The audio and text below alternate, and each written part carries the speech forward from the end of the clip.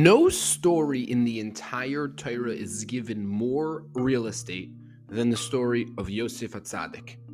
No story has more ink used on it than the unbelievably fascinating ordeal of Yosef. Why is that? Perhaps it's because contained within it is the secret to the Jews' survival for thousands of years. Perhaps it contains the key to the Jews thriving in exile and the weapon the Jews used when up against the Egyptians and the Babylonians and the Persians and the Syrians and the Greeks and the Romans and the Inquisitioners and the Crusaders and the Cossacks and the Bolsheviks and the Nazis and Hamas. The story of Yosef is the story of the Jews in exile, and it holds the secret to their success. What is that secret?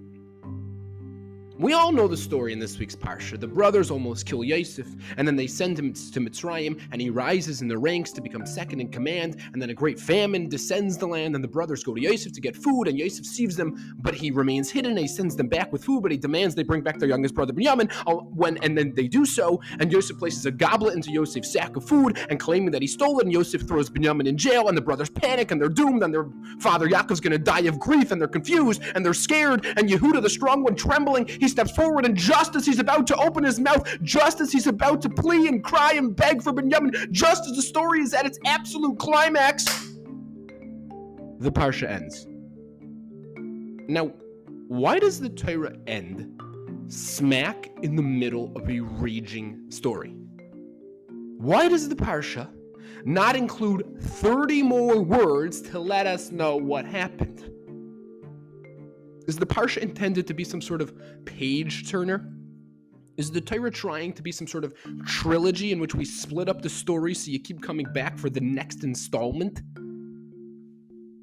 Perhaps the answer is that the Torah is telling us the secret to our success, the key to our survival throughout the ages, and that is we don't need to know the end of the story to know that the end of the story is gonna be a good one.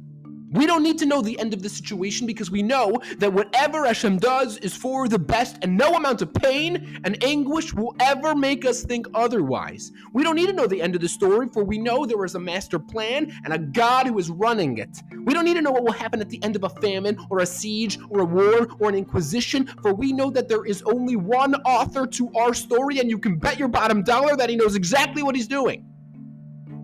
When Yosef was sold as a slave to a band of Arab merchants, the Torah tells us that they were carrying pleasant-smelling spices. And Rashi explains that this is telling us that Hashem will always look out for the welfare of righteous people, and therefore he arranged that Yosef was sold to merchants carrying pleasant-smelling merchandise. Now let's take a step back for a second. Do you honestly think that Yosef cared what those merchants were carrying?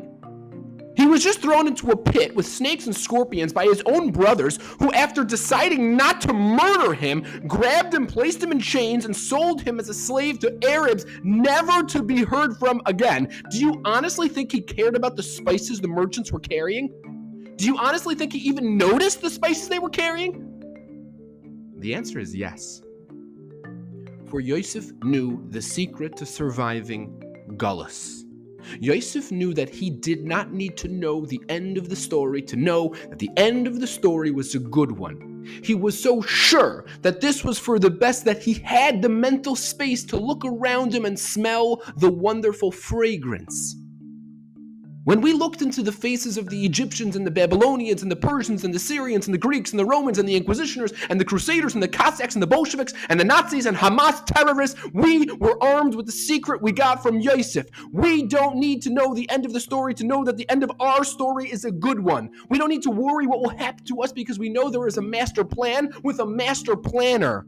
We look into their faces and remembered Yosef, and we gained strength. We never lose hope. In our lives, we sometimes let anxiety and stress take up too much space in our minds, and it prevents us from seeing the ocean of goodness all around us. We allow the worries of the big things in life to prevent us from enjoying the million small things. Yosef reminds us that if we were to clear up space in our overcrowded minds, we too would wake up and smell the wonderful smells around us. Yosef taught us the secret to our nation's ability to keep on keeping on. He taught us the anthem to which we have been marching down the road of history. We don't need to know the end of the story to know that at our end, all will be good.